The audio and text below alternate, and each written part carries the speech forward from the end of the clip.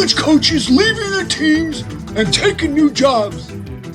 With the transfer player portal and opt-outs for the NFL draft, the NCAA should just take the meaningless bowl games and make them relevant by adding them to next year's team schedules. Happy New Year, everyone. This is Will O'Toole, returning for another edition and year with Park Ridge Sports History. Special shout out to the producer and really director and inspiration for the show, Howard Fredericks. I hope everyone has had a great month of December, that we all had a great holiday season, Christmas, Hanukkah, and that we all had a great New Year's. And I'd like to start with, I just want to start with the college bowl season. It's something that is very special to me. As you know, I'm probably more of a college football fan than I am an NFL fan. And I am wearing my Oregon jersey. I'm not even rooting for Oregon. I was actually rooting for Liberty. But as I go to the broadcast here, Liberty's just getting ripped. I was hoping that they would have some fun with this game and, really give Oregon a run for their money. Now, the game's in the second half. Who knows? Maybe miracle of miracles, Liberty comes back and makes it tight and all the rest of it. But it just goes to show you right now the problem that college football is suffering from. And here's the irony of it all. Originally, these bowl game setups were arranged because they were sick of, let's say, always the Orange Bowl going to the Big 8 winner, the Cotton Bowl, the Southwest Conference, the Rose Bowl, of course, always being the monopoly of the Big Ten, for the most part anyway, the Big Ten and the Pac-10, and of course the sugar going to the SEC. And what they tried to do was break all that up. But what has happened really is that the Big Five have staged a real power move on the NCAA, and by that I mean that, look, you basically have the Pac-10 no longer existing. You have all those teams with the exception of Oregon State and Washington State leaving for other venues. UCLA and USC, of course, packing up and going to the Big Ten. Stanford going to the ACC. And, of course, Utah, Arizona State, and Colorado joining the Big 12. And even I am getting it confused. And as I have said time and time again, I still see that there is going to be breakups or monster mergers and then breakups of those monster mergers. Because really, when you think about it, all these conferences now going coast to coast, it doesn't hurt college football per se because you're only doing it once a week.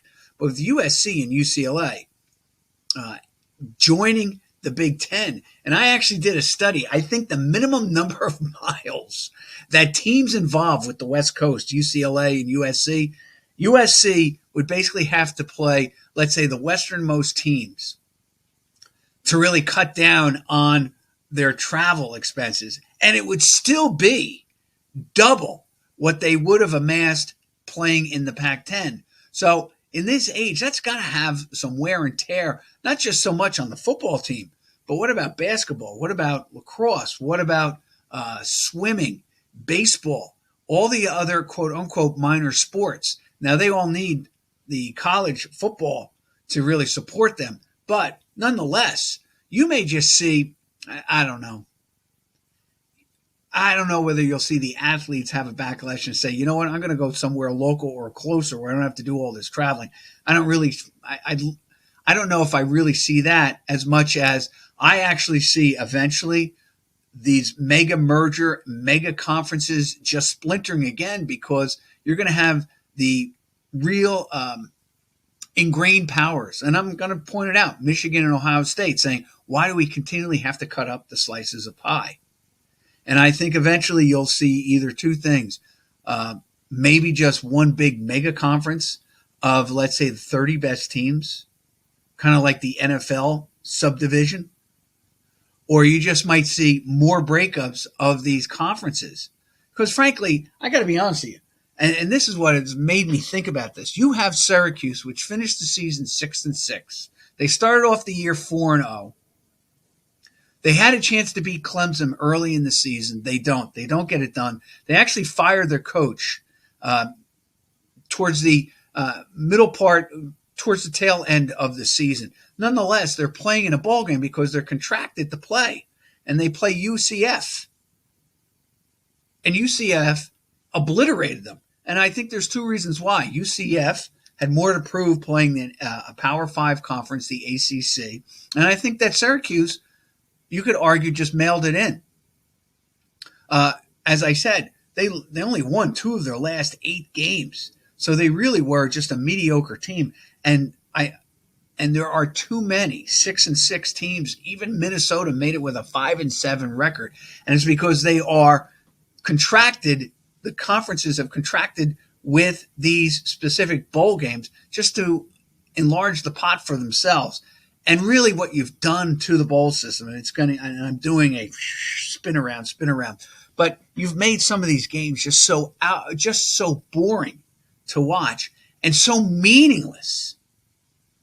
I was watching Notre Dame. I didn't even bother watching Notre Dame. And I had a couple of things that I was interested in. First of all, the kid from Bergen Catholic lives in Westfield. He was the starting QB because their quarterback, who was in the transfer portal, Sam Hartman, and all power to him, elects to opt out. So there's a guy who went from transfer to opt out to hopefully in the NFL to begin his professional career. So Notre Dame had a new quarterback. Oregon State had their quarterback move on because he didn't know what the situation is going to be with Oregon State next year. He's going to greener pastures, a big, one of the big 5 schools. Nonetheless, it was a blowout. And I just knew it was going to be a blowout. It's one of those few times where I'm saying in my head, I just know that Notre Dame was going to win the game. It's almost like Notre Dame wins all these. They got their 10th win, but do they win a national title? No. And selfishly, there are a number of teams that every year you go in and say, if you don't win the national title, it doesn't mean anything. The season means nothing. And I think Notre Dame is in that realm because they have been a traditional power, not for 20 years or 30 years, for over 100 years. And I put Michigan, Ohio State, Alabama, probably Georgia, USC definitely in that realm. Nebraska, because Nebraska had some great teams in the late 60s, early 70s. Oklahoma. And I know I'm missing a couple of big-time things, but unless they win or are playing for the national title, all these games are meaningless to them. And it's really a shame because what they really should do, and it will never happen, because in spite of what we think, the NCAA is not really share the pie equally to everybody. It's really run by the Big 5 conferences. Let's face it. Maybe the Big East has some say, but that's because they're in a media center of Boston, New York, Philadelphia, Washington. And actually that goes to my other premise. I really think that the Big East is going to get re-involved with the football because I really think this, with Florida State potentially suing to get out of the ACC and join the SEC because they're very worried about the money and it's happening already. What I've just really prophesized is really happening. So it's nothing new. I can see the ACC potentially just falling apart because there are rumors that North Carolina might go to the Big Ten. So you might just see a crumpling of maybe 4 or 5 schools leaving the ACC for greener pastures. And then what are those other schools? I'm talking about probably potentially a Wake, maybe a North Carolina State, because the rumor is Virginia and North Carolina might possibly join with the Big Ten. And then if you have Florida State go to the SEC, probably Clemson follows with them. And now what are you left with? You have Wake, small school. You have Duke, great basketball power.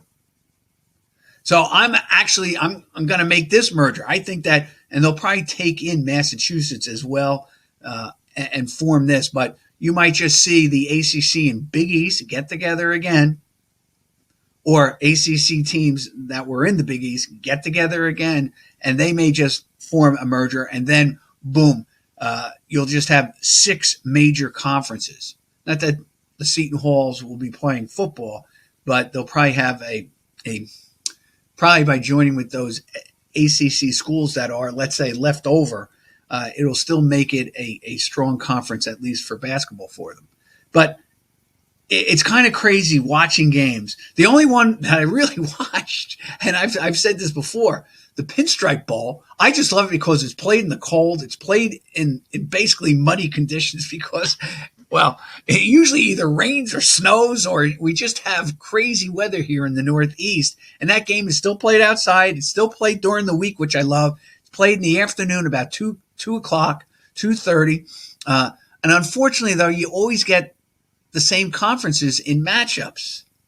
And that has been, for the last thing, the ACC and the Big Ten.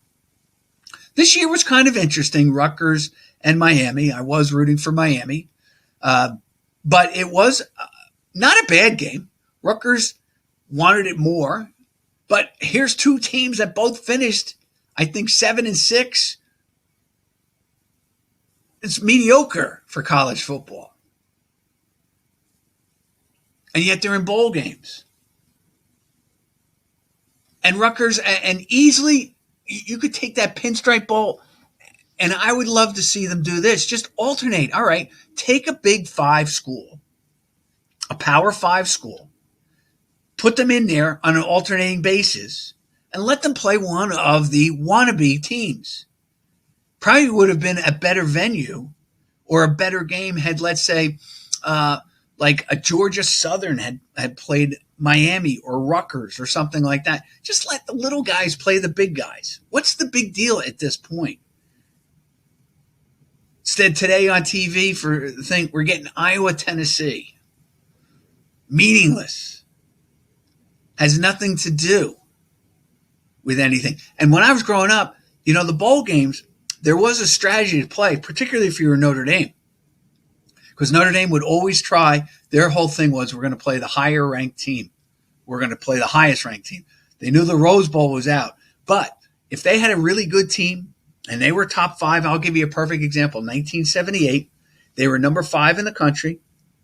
They played Texas, which was number 1. They had Earl Campbell. They had him as the Heisman Trophy. Everybody thought, I knew, it was another game where I just knew Notre Dame was going to win the game. And they blew them out. And I often thought was, just give Earl his 100 yards and just shut down everybody else. Well, the Irish did just that. They ravaged the Longhorns, won the game 38-10.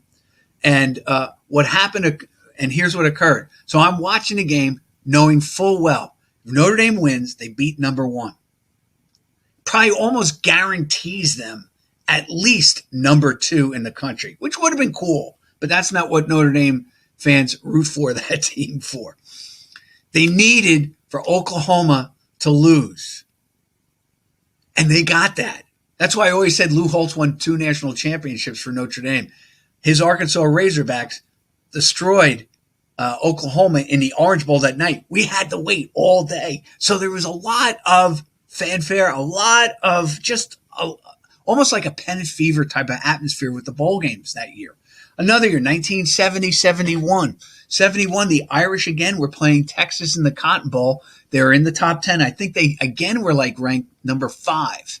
And in that scenario, they beat Texas 24-10. And they needed, though, LSU to defeat Nebraska in the Orange Bowl that night. It was the same scenario. So we watched, my dad and I, my brothers were watching. Notre Dame really convincingly beats Texas after the year before they lost in the waning moments of that game. That was a classic. And Texas goes on to win the national title. This time, Texas was still up there. I think they were ranked number 1, which is why Notre Dame took the game number 1 and why there was such why we were watching all the time. Make a long story short, Notre Dame wins the game 24-10. I just remember this, thing. Tom Gatewood, who happened to be my favorite wide receiver for Notre Dame, made a big catch in the game. I even think he scored a touchdown. Anyway, Notre Dame and we're all pumped. I think we went out to dinner, one of the few times we went out to dinner, New Year's Day, come back, and now we have the game because it's a Friday night, so I could watch. And LSU loses the game. So Notre Dame doesn't finish number 1, but it added intrigue for the whole day. Today, the only two games that matter are the playoff games, and they're going to be played late into the night. I probably won't even get a chance to see them or the entirety, and it's the same conferences. The only team that really makes a difference in this whole scenario has been Notre Dame, and they have really let down their fans because they've been just destroyed in these playoff games by Clemson. And I know they played Alabama before it was a playoff game, but they got destroyed. But they're the only ones that adds intrigue because of their independence and the fact that they're not really contracted to any one conference. But right now, the frustrating thing is that, okay, the big conferences are always going to play in the championship playoffs. All right, we got that. Then why not use these smaller bowl games to really build and grow your college product, NCAA, and say enough with the contracts. And I know this is me, basically a bleeding heart fan, trying to take on corporate America. And I know and you can tell me, well, these certain colleges, they travel well with their fan base. That's why I get all that. But wouldn't it be just fun? And this is why I was rooting again for Air Force so much.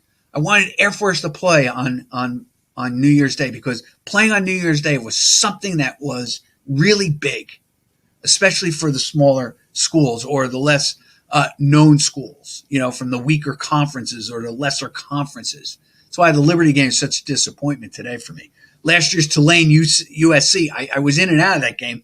That was an exciting game, and I was glad Tulane won the game. That's why that Boise State-Oklahoma game way back in 2005, 2006, which ended with the Statue of Liberty play, was such a big deal because they were some power out of nowhere, the Rocky Mountains, taking on a perennial national championship college team. That's what made that fun. And when Oklahoma lost, it's had an impact. Put it this way, over the last 17, 20 years that game has been played, I can only pick out like 5 games that I recall almost by memory that had an impact or I consider fun. 2 of them being Army. One against West Virginia and then when they beat Missouri on a last-second field goal. And the games matter to me because it was Army. Those 2. Probably the Notre Dame game because they got destroyed by Clemson, but 31-3.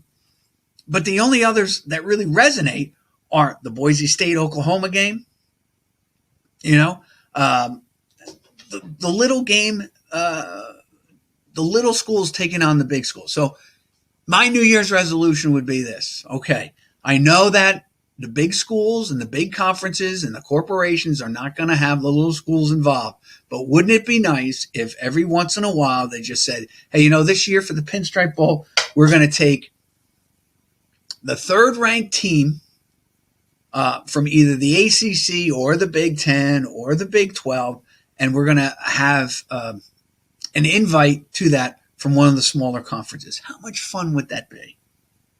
And yeah, it may turn into a blowout, or it may turn into one of the more exciting games of the year, the Tulane USC or the Boise State-Oklahoma game of years past. So I would love for them to be able to do that. Just to give you an idea, I'm going to go through this again. Ready for this? Georgia State played Utah State. One finished 7-6. Georgia State finished 7-6. Utah State goes in, finishes 6-7. South Alabama, Eastern Michigan, 59-10. Now, I love the small schools and all the rest of it, but those games did not interest me. I may have peeked in because I am a huge college fan, but those games played, when we're getting ready for Christmas and all the rest of it, they would have been a lot more fun had it been, let's say, Eastern Michigan against like Oklahoma. Utah played Northwestern. Coastal Carolina, San Jose State. Now, Coastal Carolina has been exciting for the last 3-4 years. Wouldn't it have been better for Coastal Carolina to somehow lock up with Utah or Northwestern instead of a conference from the same kind of level or strata as they are? That's just some of them. All right? But the big games, here's some that, Iowa, Tennessee. Wisconsin, LSU. I mean, I'm glad I went through this. It was South Florida, 45-0 over Syracuse. They wouldn't let Army go because of restrictions on their schedule. You know, this is not a promotion of Army or anything, but I got to be honest with you, it would have been more fun to see someone like Army play South Florida. All right, I know Army finished 6-6. Okay, they had 2 wins against FBS teams, so they are like half. So now they're really 5-6. But really, seriously, what's the difference between them being 5-6?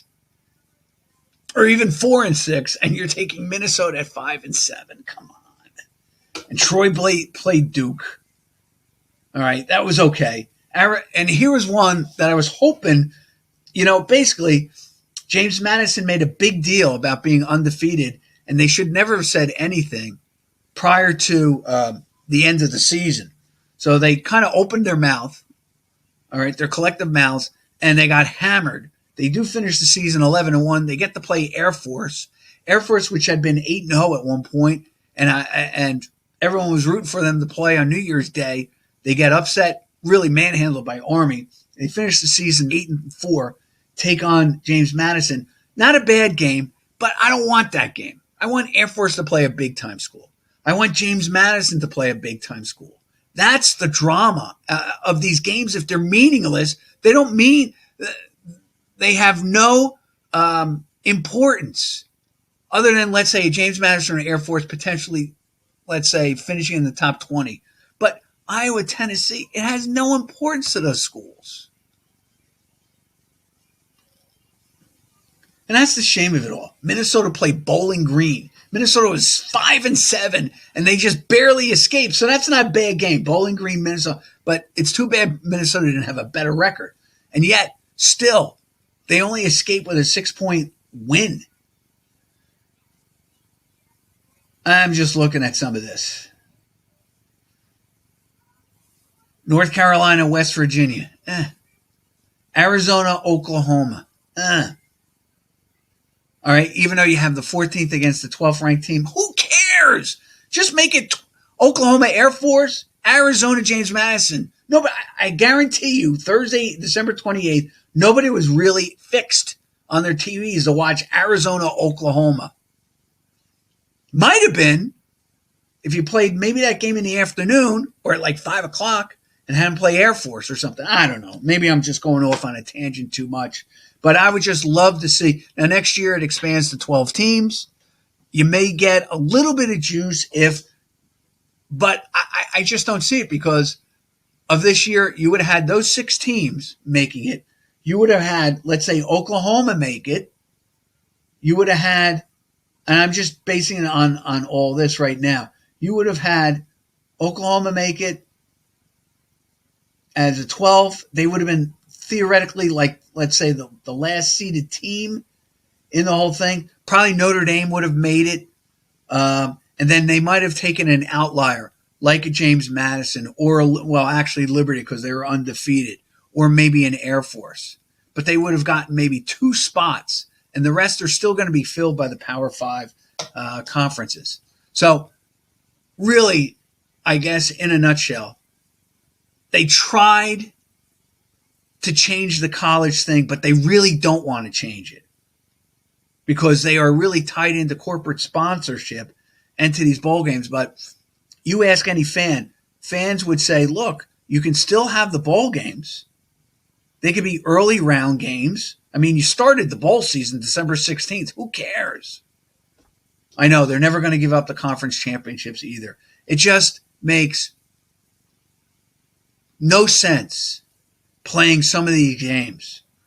And they're really basically meaningless games. And yet everybody is upset when players opt out or they go through the transfer portal or a coach jumps ship and signs on with another team. Then they get all upset. But the games matter so little that it means nothing to either a coach's resume or to the status of a player entering the NFL draft or to the potential college career of a guy who decides to go through the transfer portal. And even that seems like the bigger schools are getting the benefit of the doubt, or the benefit of the better players just switching teams. You might as well just have a college draft and a trading season at this point. I mean, because that's what's really flying. Anyway, I didn't want to start the New Year's quibbling or venting on this, but it's such a shame to be able to turn on a bowl game and not really be entertained. That you're saying, well, wait a minute, I was looking to find this quarterback or this running back, and you find out that they've opted out. And I have no problems with these guys opting out. They could get hurt in one of those games, and then where's the NFL and where's the college to take care of them? Since they pour basically millions of dollars into some of these schools. I got no problems with that. I have no problem with the coach leaving. Just wish they would do it, I don't know, after the season, but I understand why they do it. But as a result, though, it does kind of take something away from the games that are being staged. All right. Want to get to a little bit of baseball. We haven't talked about baseball. Sometimes, and this is fun with Howard, we go back and forth. Howard had sent me, remember Ron Hodges unfortunately passed away, and then I did a whole thing on Ron Hodges, never realized that he was a member of the Mets for his entire career. 12 years he played, basically as a backup catcher. And we did a whole show on guys who stayed with the teams, and I even thought Dwight Evans did, but technically he had basically a cup of coffee season with the Baltimore Orioles, which I completely forgot about or did not know, so I make tons of mistakes that way. Anyway, and I do like to rectify them because I think it's sometimes by me making mistakes like that, I'm able to delve into and do more research, and it just helps me. I just enjoy doing all the research on and the history of the games and the players and all the rest of it. Anyway, I don't know how. I was on Twitter, so I follow a couple of guys who do the same kind of thing. They love old history, and so the guy posted a picture of Hack Wilson, and of course, Hack Wilson was a big-time slugger in the 30s for the Cubs, late 20s, early 30s for the Cubs. Of course, he has the NL the Major League RBI record with 190, but it's been changed to 191 RBIs in a 154-game season. He had at one time the record in the NL for most home runs with 56. What made Hack Wilson so interesting is that he literally was built like a fire hydrant. He was about 5'6". He was anywhere between 190 and 210, 230 pounds. And he had, of course, the typical baseball forearms, right? The blacksmith forearms from handling and the hammer on the anvil and all the rest of it. And I didn't realize this. He had really pretty good speed and was not a bad defensive fielder. He started as a catcher and broke his leg, so they moved him to the outfield, and he did that in the minor leagues. But anyway, why I was talking about this, and this is what I would love to see, and I couldn't find any information on it, and it was this. Unfortunately, Hack Wilson battled alcohol his entire career, and you would have to say that alcohol prematurely ended a Hall of Fame career. He does make the Hall of Fame, justifiably so. He was on the Veterans Committee. I just want to run over this with him. For 4 of 5 years, he led the National League in home runs. In 1926, he had 21. Then he had 30 in 1927. Of course, that's overshadowed by Ruth's 60.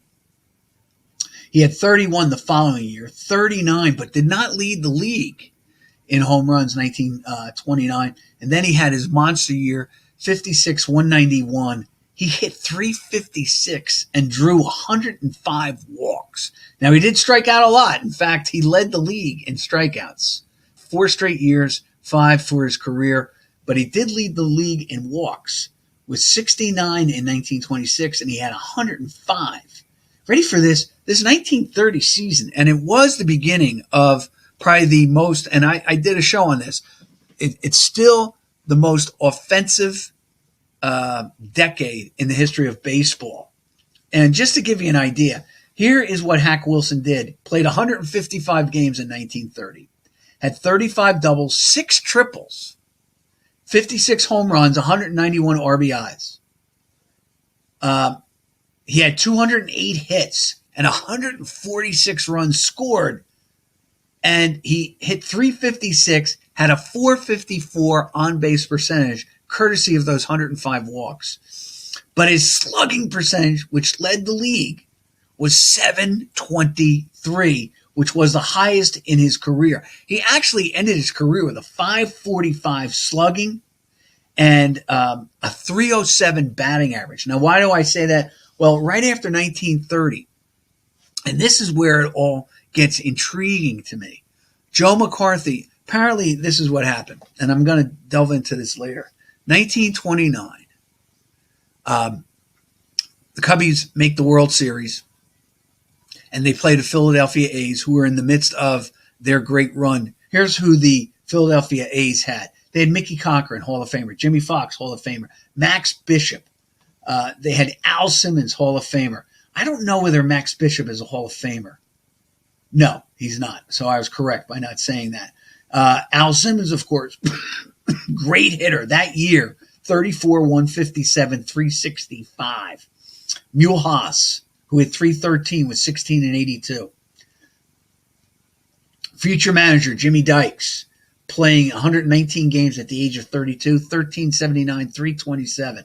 And here was their starting staff. You had Jack Quinn, 11 and 9. You had Rube Wahlberg, 18-game winner. You had George Earnshaw, 24 and 8. And Earnshaw has come up with me. You know, I'm going to do a story on him. All three of them had ERAs over 3. All right. With the high being Jack Quinn, 397. But who cares? That, like I said, that was the beginning of offense, even though it's 1929. And then, of course, you have Lefty Grove, 20 and 6, 2.81 ERA through 275 innings. And, of course, Lefty had 106 WAR, 300 on the nose wins for his career, which was split between Philadelphia and Boston. Just to do this, and I know this is on Hack and a story about Hack, and I'll get to that. He won 20 games in a season. 1, 2, 3, 4, 5, 6, 7, 8 times, 7 in a row, with a high being 31 and 4 in 1931. And in the decade of the offense, the 1930s, that year, 1931, he was 31 and 4, 2.06 ERA.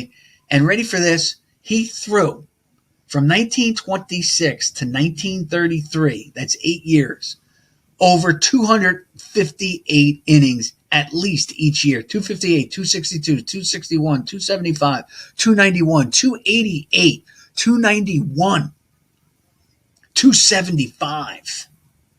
Then gets traded to Boston. Has 109 innings pitched and 8 and 8. Obviously, I think he was hurt in 1934, but then continues 20 and 12, 17 and 12, 17 and 9, 14 and 4, 15 and 4.